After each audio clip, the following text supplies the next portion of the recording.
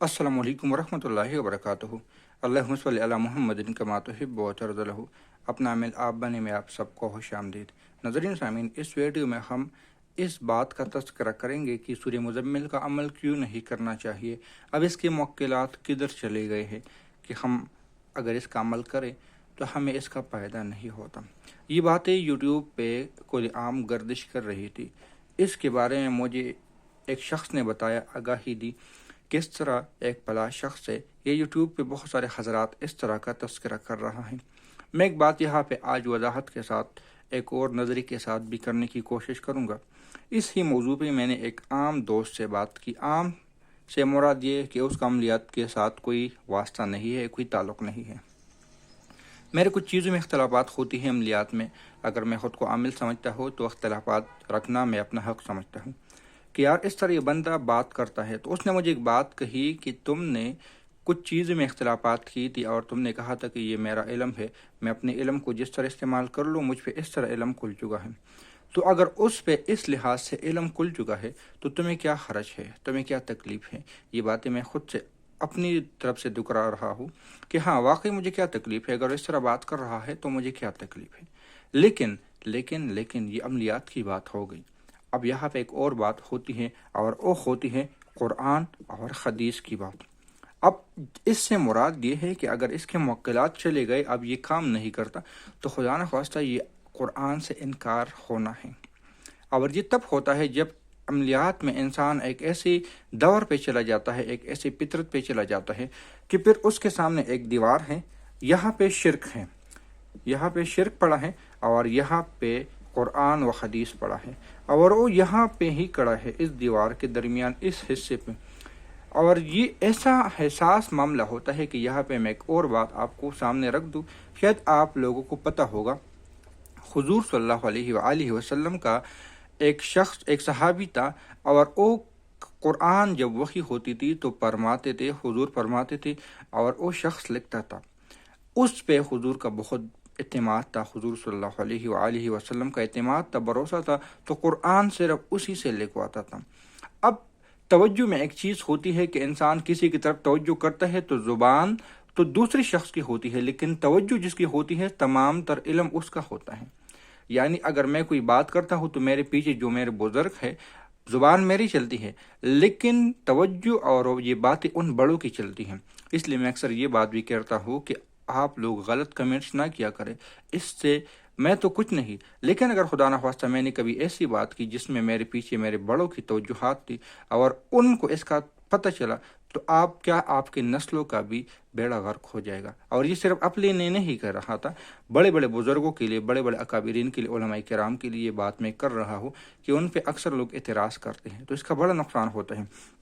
اب آتا ہوں اپنی موضوع پہ کہ حضور صلی اللہ علیہ وسلم جب قرآن فرماتے تھے اور وہ شخص لکھتا تھا، وہ صحابی لکھتا تھا، تو ایک دفعہ اس صحابی نے فرمایا کہ حضور آگے الفاظ یہی ہے، تو حضور نے فرمایا جی ہاں۔ تو اب اس کے دل میں آئی بدگمانی، کیونکہ وہ ایک ایسے حدود پہ کھڑا تھا کہ ایک طرف قرآن و حدیث تھی تو ایک طرف شرک تھا، اور اس کے درمیان میں وہ اٹک چکا تھا کہ اب میں کیا کروں۔ اس نے صحبت اختیار کی اور صحبت ایمان کے ساتھ کی، لیکن پھر اس میں کچھ ایسی تھی کہ خدمت میں تھوڑی سی گڑبڑ اس نے کی۔ تو اس نے کہا کہ یہ تو اپنے نعوذ باللہ اپنی طرف سے قرآن بناتا ہے، اور وہ دین سے پھر گیا، مرتد جسے ہم کہتے ہیں، دین سے پھر گیا اور چلا گیا۔ حضور صلی اللہ علیہ وسلم کا قرآن پاک کا لکھنے کا سلسلہ اس نے ختم کر دیا، اور اس کے بعد اس کے ساتھ کیا ہوا اس کا مجھے نہیں علم۔ یہ واقعہ میں نے اس لیے بیان کیا کہ عملیات بھی ایک ایسی موڑ پہ انسان کو کھڑا کر لیتا ہے، ایک ایسی جگہ پہ آ کے کھڑا کر لیتا ہے کہ ان کو اذان ہوتی ہے، اذان کی فکر نہیں ہوتی، جماعت کھڑی ہے اور جماعت مسجد کے اندر ہے، ان کو یہ فکر نہیں ہے کہ جماعت کھڑی ہو رہی ہے۔ ہاں ایک اور بات ہے، اگر اس کی ذمہ داری ہے، ڈیوٹی ہے، خدمت ہے کہ بھئی آپ لوگوں نے آنے والے مہمانوں کی حفاظت کرنی ہے، دیکھ بھال کرنی ہے، اور بات ہے۔ لیکن اگر ویسے بیٹھا ہے، موبائل میں لگا ہوا ہے، تو وہ ایک ایسے مقام پہ کھڑا ہے کہ چلو کوئی بات نہیں، بعد میں بھی تو پڑھ سکتا ہوں نا، نماز ہی تو ہے۔ تو جی کیا ملے گا؟ نماز ہے، تیرا دل تو ہے صنم آشنا، تجھے کیا ملے گا نماز سے؟ اس طرح کوئی شعر ہے، اکثر لوگ دہراتے ہیں اور میں بھی کبھی کبھار دہراتا ہوں، تو یہ کسی وجہ سے کسی نے دہرایا تھا۔ اب اس بات کا جو شخص اظہار کر رہا ہے کہ اب موکلات اڑ چکی ہیں، تو شاید کہ اس پہ عملیات کا ایسا غلبہ آ چکا ہے کہ وہ اٹک چکا ہے کہ اب میں بولوں تو کیا بولوں۔ یا ایک اور بات بھی ہوتی ہے، یہ بات جو میں نے کہی یہ 100% حقیقت ہے، اور عملیات کی ایسے سٹیج ہوتے ہیں کہ اس میں انسان اٹک جاتا ہے، لیکن میں اس کو کھلے عام یوٹیوب پہ نہیں بتا سکتا، فساد پیدا نہ ہو جائے، اس چیز سے میں کم بیان کرنے کی کوشش کرتا ہوں، کیونکہ پہلے بھی بہت سارے اختلافات اور بہت سارے مسائل پیدا ہو چکے تھے، اس لیے میں اس کو بیان زیادہ نہیں کرتا، کیونکہ برتن اس طرح ہوتے نہیں ہے کہ اس موضوع کو، اس علم کو جذب کر لے۔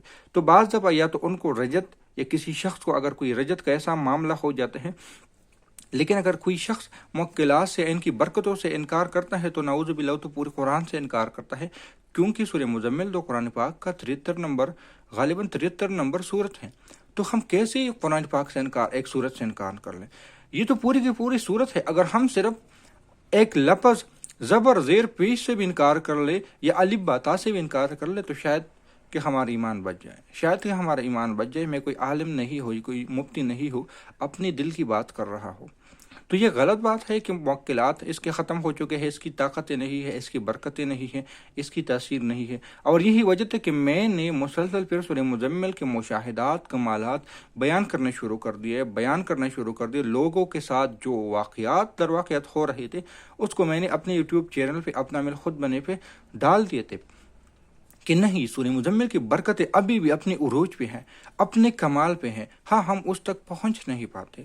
اور دوسری بات کہ اگر اس تک ہم پہنچ پاتے ہیں، پھر اس کو کنٹرول نہیں کر پاتے، اور کنٹرول نہیں کر پاتے پھر اس پہ الزامات لگاتے ہیں۔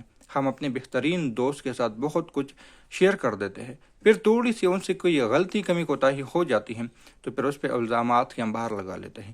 بہترین دوست کیا کہ اپنے بھائی بہن کے ساتھ بھی کوئی بات شیئر کرتے ہیں، اور تھوڑی سی بات اوپر نیچے ہو جاتی ہے تو الزامات کا ایک انبار ہوتا ہے۔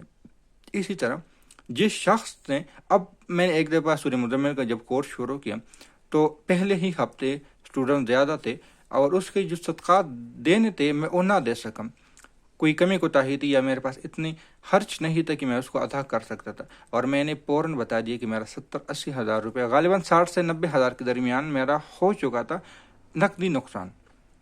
اب نقدی نقصان کس طرح ہو گیا تھا وہ میں نے بیان کیا تھا، کیوں سورہ مزمل کی اتنی پاور تھی کہ وہ پہلے کہتے ہیں کہ بھائی بلاؤ، اور پھر ہماری اکرام بھی نہ کر لو۔ تو یہ ایک طریقہ ہے جو میں نے اپنے طریقے سے آپ کو سمجھایا کہ موکلات اب بھی موجود ہیں، اب بھی اس کی برکتیں موجود ہیں، اب بھی اس کی رحمتیں موجود ہیں، اور تا قیامت تک اس کی رحمتیں، برکتیں اپنی عروج پہ ہوگی، اپنے جوبن پہ ہوگی، اور اپنی ہی اچائی کے ساتھ یہ انشاءاللہ تعالیٰ تا قیامت تک چلتی رہی ہے۔